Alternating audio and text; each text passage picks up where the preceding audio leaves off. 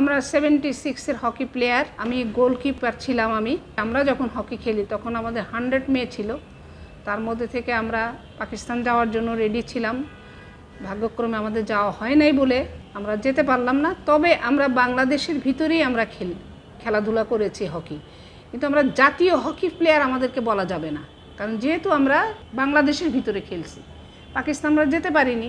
70 দশকে জাতীয় বলতে খুব একটা যে আহামরি ওটা ছিল না ওরকম।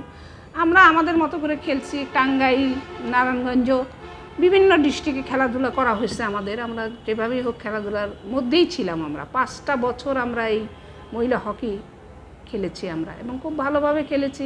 2025 সালেও বাধা আছে, 70 দশকেও বাধা ছিল, কিন্তু আমরা বাধা থাকলেও আমাদের ওই বাধাটাকে আমরা বাধা মনে করতাম না।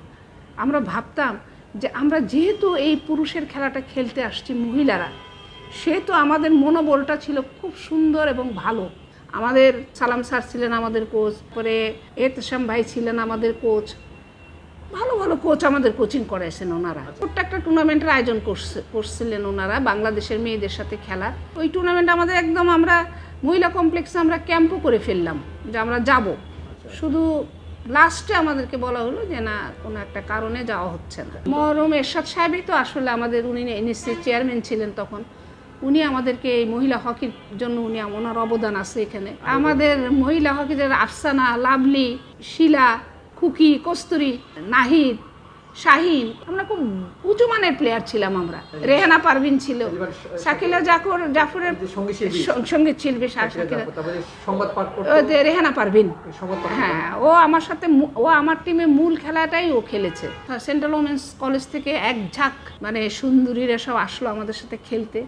আমাকে বশির স্যার, সোনা ভাই, এনারা বললো পুতুল কি করা যায়। আমি নেন স্যার, খেলতে আসছে খেলুক, অসুবিধে কি। আর তবু আমি বলেছিলাম যে আপনারা যে পারবেন, এটা তো রোদের ভিতরে পুড়ে খেলতে হবে না, কষ্ট করে খেলতে হবে। বলে আমরা পারবো। এটা আমাদের 5 বছর টানা খেলার পর আমরা যখন পাকিস্তানে গেলাম না, তারপরে অর্থনৈতিক কারণে, সাংগঠনিক দুর্বলতার কারণে আমাদের খেলাটা স্টপ হয়ে গেল। তখন আমরা কি করি, আমরা প্রায় 30-25 জন মেয়ে আমরা বঙ্গবন্ধু স্টেডিয়ামে সৈয়দ আলতাফ হোসেন মহরুম, ওনার কাছে আমরা যে বললাম, স্যার আমাদের তো হকি বন্ধ হয়ে গেল, আমরা তো মাঠে থাকবো, স্যার আমরা ক্রিকেট খেলতে চাচ্ছি। স্যার বলে হ্যাঁ খেলো, অসুবিধা নেই, ছেলেদের সাথে প্র্যাকটিস করতে হবে বা বঙ্গবন্ধু স্টেডিয়ামে, এখন যেটার নাম জাতীয় স্টেডিয়াম হয়েছে, তখন তো বঙ্গবন্ধু স্টেডিয়াম ছিল। তো সেখানে আমরা খেলাধুলা শুরু করলাম ক্রিকেট। ওই সময় আমরা 200-250 ছেলের সাথে আমরা 20-30টা মেয়ে আমরা তখন পুরাদমে প্র্যাকটিস করলাম। তারপরে আমাদেরকে আবাহনীর ব্যানারে আমরা আবার কলকাতা ইডেন গার্ডেনে খেলতে গেলাম। ছেলেদের আগে মেয়েরা আমরা খেলতে গেলাম আবাহনীর ব্যানারে। তখন নাজমা শামীম ছিল, তারপরে আমাদের আবাহনীর কিছু কর্মকর্তা, শামীম ভাই ছিল, কর্মকর্তা ছিল, ওনারা আমাদের জন্য অনেক স্যাক্রিফাইস করছে। আমি কিপার হিসেবে গেছি, ব্যাটিং সাইডও আমার ছিল, তবে মিনু অলরাউন্ডার ছিল, আফসানা অলরাউন্ডার ছিল। আমরা এই কয়জন আমরা হকি থেকে ক্রিকেটে চলে গেলাম। ক্রিকেটেও আমরা আল্লাহ রহমতে শাইন করতে পারছি। ওইখান থেকে আমি আবার লেক সার্কাস গার্লস স্কুলে আমি 18 বছর শিক্ষকতা করি, পাশাপাশি আমি দৈনিক দেশ জনতার সাংবাদিকতা করি এবং ফ্রিল্যান্সের উপর লেখালেখি করি। আমি একটা কাজ করছি, তখনকার যে কর্মকর্তা বিসিবির ছিল মানু ভাই, বাবু ভাই, ওনারা আমাকে বললো যে পুতুলাপা, আপনি স্কুলের টিচিংটা ছেড়ে দিয়ে আসেন, আপনি কোচিং লাইনে আসেন, এত খেলা পাগল মানুষ আপনাকে আমরা কোচ বানায় দিব। তখন আমি স্কুলের ছেড়ে আমি কোচিং লাইনে আসলাম। এটা 83 থেকে আমি একদম ক্রিকেটের ভিতরে চলে গেলাম। আমি সালমা, জাহানারা, এদের আমি সহকারী কোচ হিসাবে আমি জয়েন করলাম বিসিবিতে। ওখানে আমি 12-13 বছর আমি ক্রিকেট বোর্ডের সাথে আমি ছিলাম এবং সহকারী কোচ হিসাবে ছিলাম। আমি শ্রীলঙ্কা, মালয়েশিয়া, চীন, চায়না, এগুলো জায়গায় আমি ট্যুর করছি তাদের সাথে। সালমা, জাহানারা, রুমানা, এরা আমার হাতের তৈরি। ওরা প্রথম থেকেই কিন্তু ওরা ট্যালেন্ট লেডি এবং ট্যালেন্ট একটা খেলোয়াড়। ওরা জাহানারা, সালমা, এরা শুরু থেকেই ভালো প্লেয়ার। এরা যদিও মফস্বল থেকে উঠে আসছে, পিলু ভাই ওদের হাতের খড়ি, পিলু ভাইয়ের তৈরি।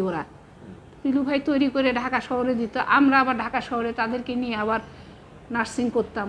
ভালো ভালো কোচ দ্বারা তারা পরিচালিত হতো। আমি সহকারী কোচ হিসাবে ওদের সাথে থাকতাম এবং কোঅর্ডিনেটর হিসেবেও ওদের সাথে আমি রাত্রে থাকতাম হোস্টেলে। আমি যখন দেখলাম মহিলা হকি চালু হচ্ছে, আমি নান্নু ভাইয়ের সাথে এসে সরাসরি দেখা করে বললাম, নান্নু ভাই আমি একটু কাজ করতে চাই আপনার সাথে। আমাকে কিন্তু হকি ফেডারেশন কিন্তু হ্যালো বলে নাই। পেপারে দেখার পর আমি নান্নু ভাইয়ের সাথে কথা বলছি, নান্নু ভাই আমি কাজ করব। নান্নু ভাই তখন আমাকে, উনি ক্রীড়া পরিদপ্তরের অফিসারে চাকরি করতেন উনি বললো যে পুতুল আপা আপনি যদি আমার সাথে থাকেন আমার অনেক উপকার হবে, আসেন আপনি আমার সাথে কাজ করেন। আমি ওনার সাথে 3 থেকে 4 বছর ওনার সাথে আমি পরিশ্রম করছি, ওনার সাথে কাজ করছি। আমি সকাল বিকাল 50টা মেয়ে ক্যাম্পে আসতো, আমি 16টা মেয়ে নিয়ে ট্যুর করতাম। আমার ওই ক্রিকেট বোর্ডের মতনই, ক্রিকেটের মতোই আমার এখানে কাজ ছিল, মেয়েদের দেখাশোনা করা। আমি যেমন ওদের সাথে রাগ করি তেমন ওদেরকে ভালোবাসি, কারণ এইভাবে ওদেরকে গড়ে তুলতে হবে। ডাইনিংয়ে কীভাবে খাবে, আপনি স্যালাইনের পরিবর্তে আপনি তো লেবু খেতে পারেন পানিতে চিপে, এই অভ্যাসটা করানো, কি অনেক জিনিস শেখানো যায়। সাফল্য যে আমরা মালয়ের সাথে ভালো রেজাল্ট করলাম, তারপরে ওই তখনকার মেয়েরা, ওই সময়কার মেয়েরা তো 2025 সাল পর্যন্ত সার্ভিস দিচ্ছে তারা, কারণ তারা আমরা ট্যালেন্ট করে বেছে নিয়ে কাজ করছি।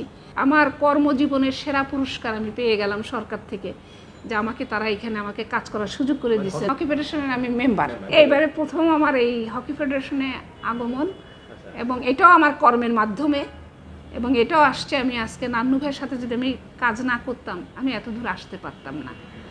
উনি আসলেই মহিলা হকির জন্য একটা নিবেদিত প্রাণ। আমি তো ওনার সাথে আসি, আমি ভাইকে বলি ভাই আমি থাকবো, আপনি টেনশন করবেন না।